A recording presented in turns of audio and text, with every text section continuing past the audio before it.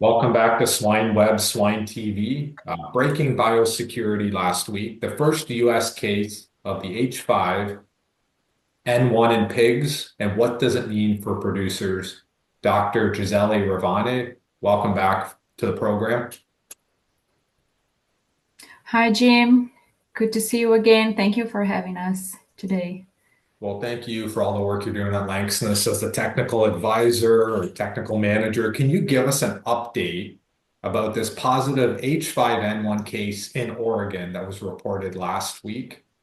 Yeah, of course, Jim. It was released. I was reading the USDA webpage, and last week on Wednesday, the October 30th, it was released this update on this H5N1 detection in the state of Oregon in a backyard farm, including the first case of H5N1 in swine. So the USDA and the Oregon State University officials, they are investigating positive case of H5N1 in a backyard farming that mix poultry and livestock, including swine. So here's it's one point, because different species, they share the same area. So, and other thing is that on Friday the 25th, the poultry that were in this farm, they represented the first H5N1 case in Crook County in Oregon.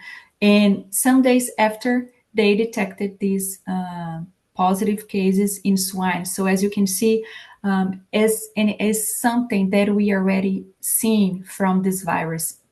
This virus is basically, and that's why we call hypathiae, the H5N1, it's mainly affect poultry, but we've seen this virus affecting other species, mainly mammals, for example. So it's jumping from poultry to swine. In this case, we had an outbreak with dairy cows this year as well. So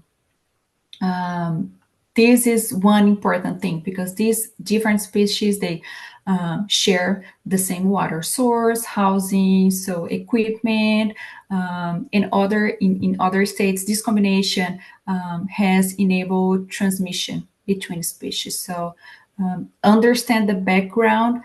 It's really important, because you find the sources and how animals are getting contaminated as well. And USDA and the Oregon State, they mention as well that this farm has been in quarantine to prevent further spread of the virus as well. And other animals, including sheep, goats, they remain under surveillance. So they are taking very good care of this property and these animals as well. So, Gisele, do you have any more information or a further overview of H5N1 and how it differs from other strains that typically affect swine?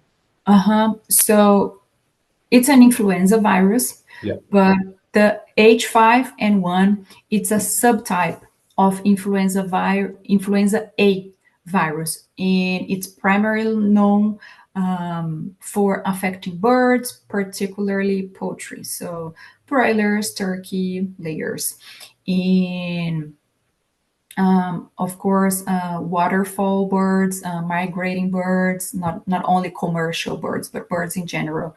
And it is classified as highly pathogenic. So that's why we just call hypathiae, because we have also other strains that are known as low pathogenic. But H5N1, it's a highly pathogenic avian influenza strain, and which means that it causes severe disease in birds and can occasionally infect other species, including mammals, as we've been seeing in the several months and years.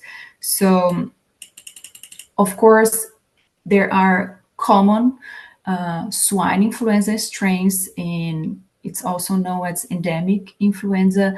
And I'm going to give an example of two swine strains here. It's H1N1 and H3N2, for example. And these are more prevalent strains in pigs and are adapted to swine, and they typically circulate in pig population.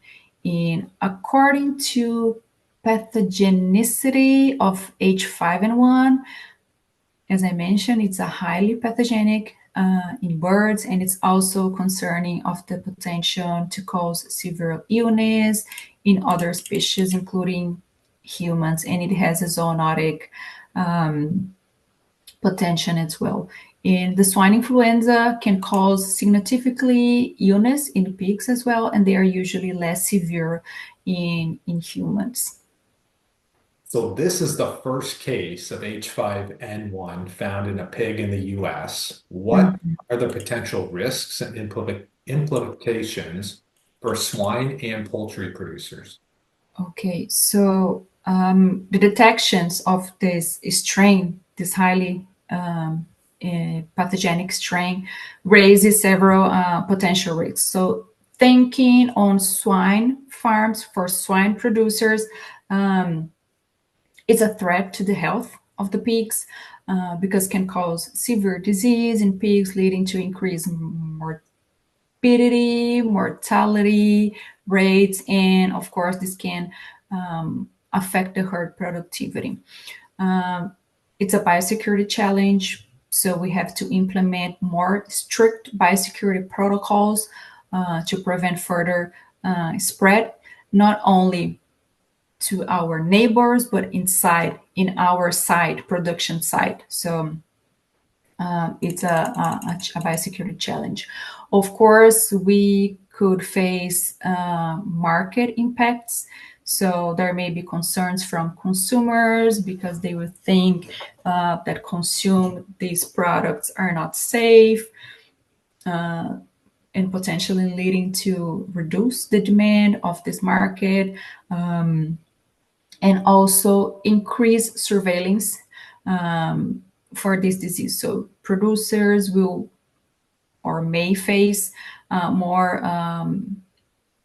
monitoring and testing requirements from regulatory agencies, which could require additional resources as well. And for poultries, the risks are kind of the same because you have to pay attention on the animals, and it can lead to increased risk of transmission. So the presence of this disease in pigs, for example, could be a sign of an increased risk to the virus spreading among poultry populations, and particularly biosecurity measures are not reinforced. So in USDA reports have shown that this virus, the H5N1, was detected in other mammals such as big cats, domestic cat, bears such as black bear, brown bear, gray seal, coyote, red fox, raccoon, skunks, and other mammals. So we are seeing that this virus is not only in poultry, it's spreading. So how this virus behave in other species, and of course the economic impact of an outbreak. So significant culling of the flocks, maybe trade restrictions, and of course economic losses within the poultry industry, and the consumer perception, like the consumer won't feel safe towards these products, or in the case of birds, like the eggs or the meat. So it also leads to market challenges as well. And as broader implications, we have public health concerns because H5N1, this strain has a high mortality rate in humans. And while human infections are rare, any transmission from birds, pigs, or cows, because we saw this year humans were affected as well. Workers who work in dairy cattle with dairy cattle were infected. It could lead to increased public health risks as well. So, and the zoonotic surveillance because it's a zoonotic disease. So everyone must pay attention, be aware of what is happening.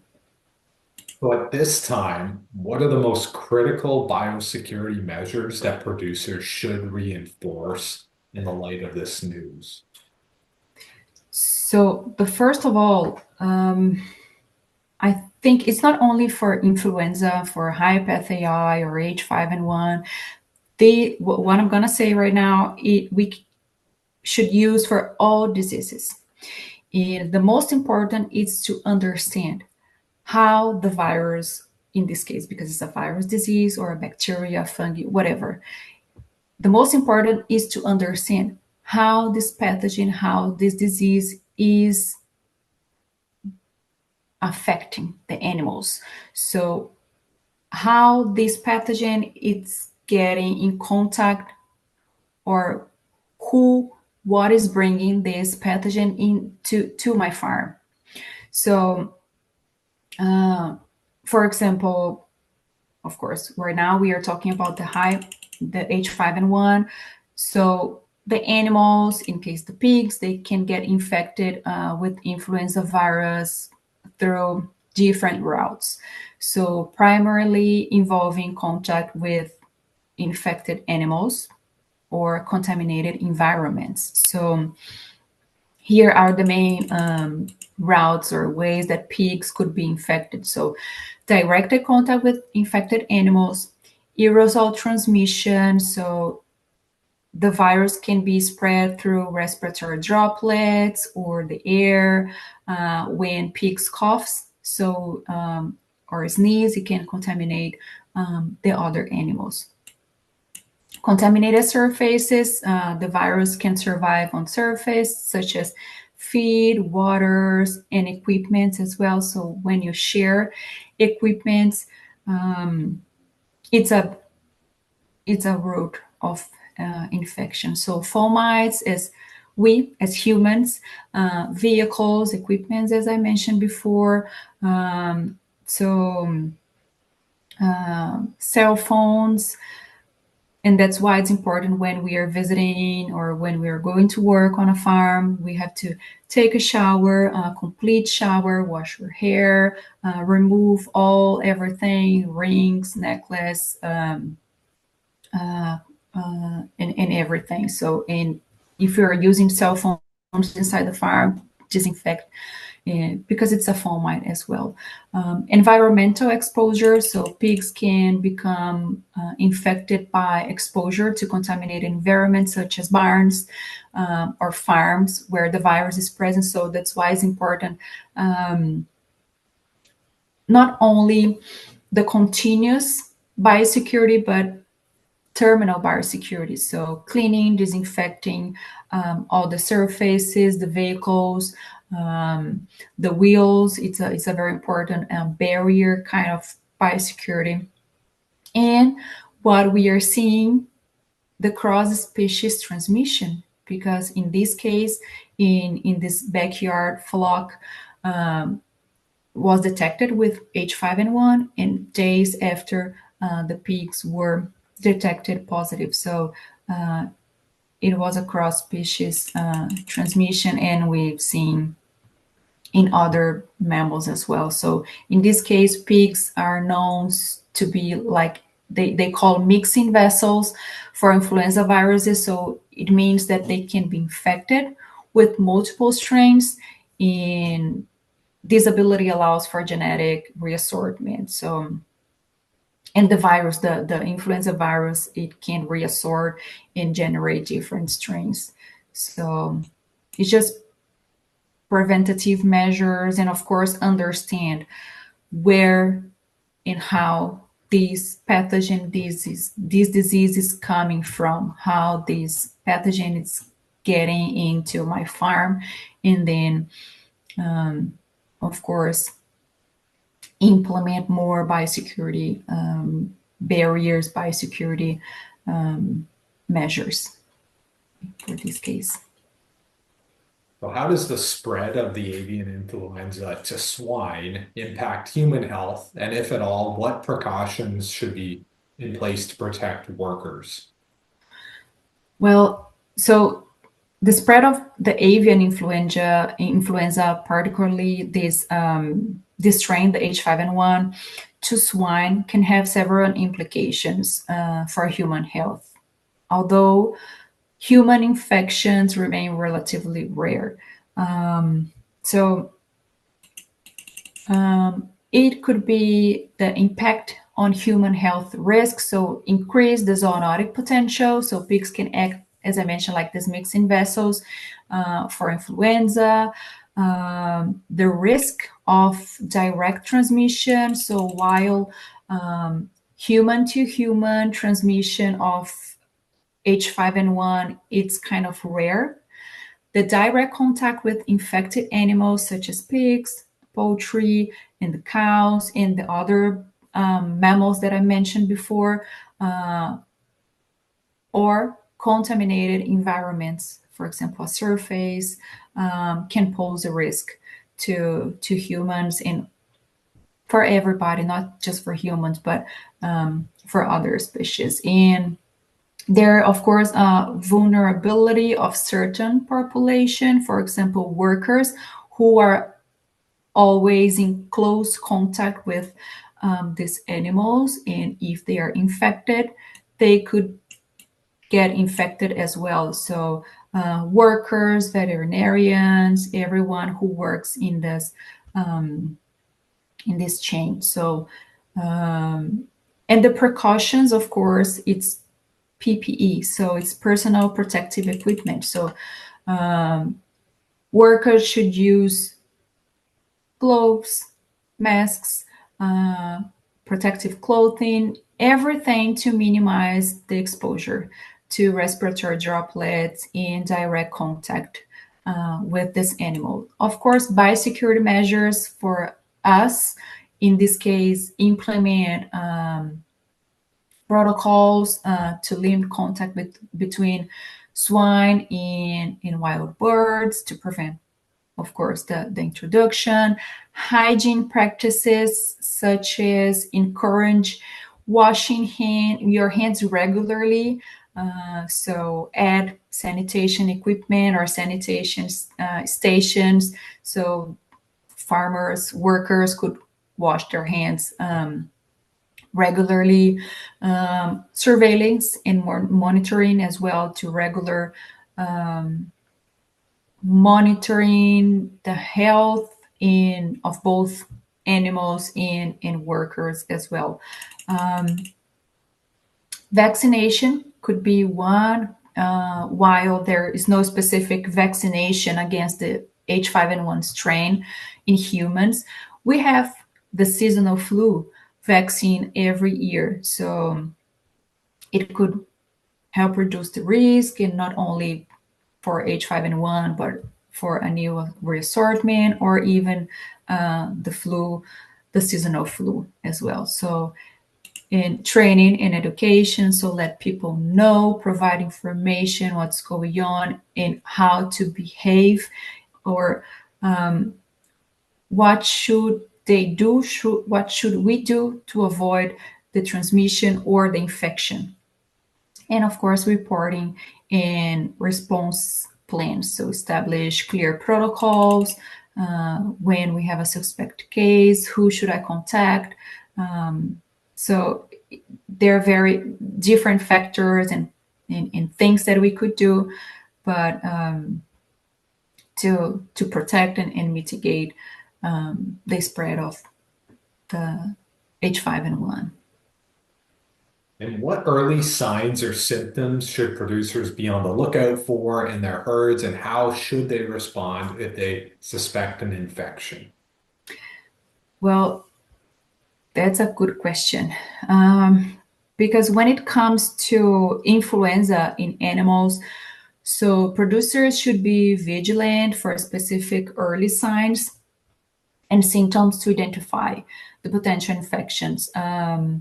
So it's a respiratory disease. So early signs for coughing, sneezing, um, any difficulty during breathing, um, of course, general illness signs such as fever, so elevated body temperature. Um, the animals sometimes are with these influenza cases, they may be less active than normal. So piglets that they're always running around. Inside the pen, maybe they are less active. So it's one point that you can just check. Uh, Decrease appetite as well. So reduce the feed intake or noticeable weight loss. Thirst, so change in drinking behavior, either increase or decrease as well. So, and of course, behavioral changes because pigs, they may isolate themselves from the herd. And sometimes you can also observe neurological signs such as incoordinations, abnormal postures that can indicate severe cases as well. So, and increased mortality if it's a very acute infection. And so the response actions, it's isolation, isolate the animal or animals or the pen. Of course, consult a veterinarian, enhance biosecurity, so implement very strict biosecurity measures, including limiting the access to the farm, disinfect every equipment and vehicles, pay attention on the PPE that people are using, restrict the movement between different groups of animals in outside the farm, and of course monitoring and keep all the records because you have a closely monitor to the rest of the herd. So you see when it started, what's going on, how things are going, the symptoms, the cases, the number of animals, for example, and report. Report is very important. So report suspected cases, testing as well. So test these animals if it's recommended by a veterinarian.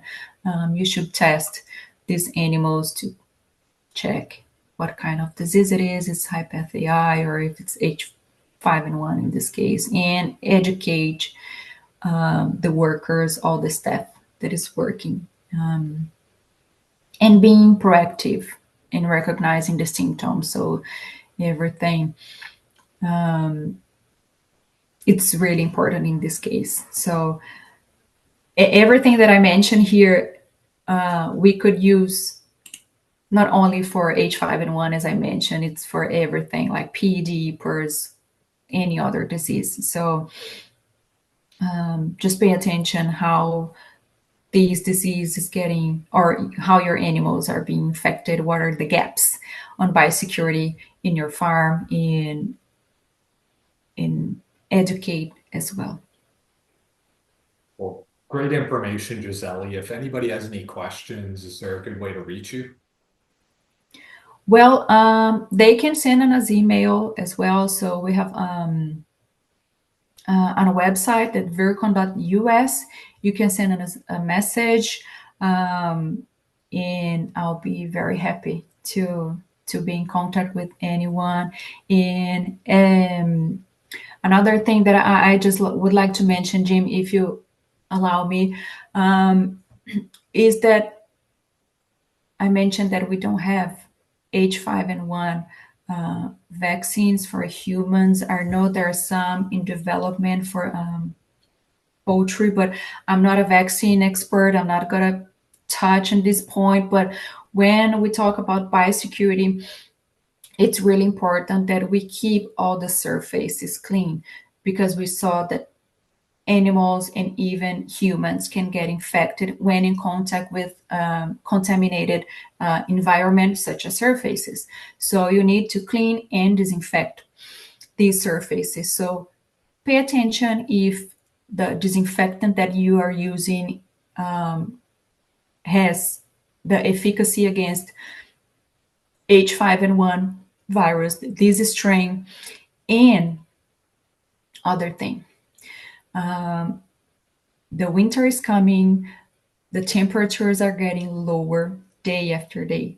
So pay attention as well if the disinfectant that you are using is stable and active during lower temperatures as well. So I know that I mentioned this before in other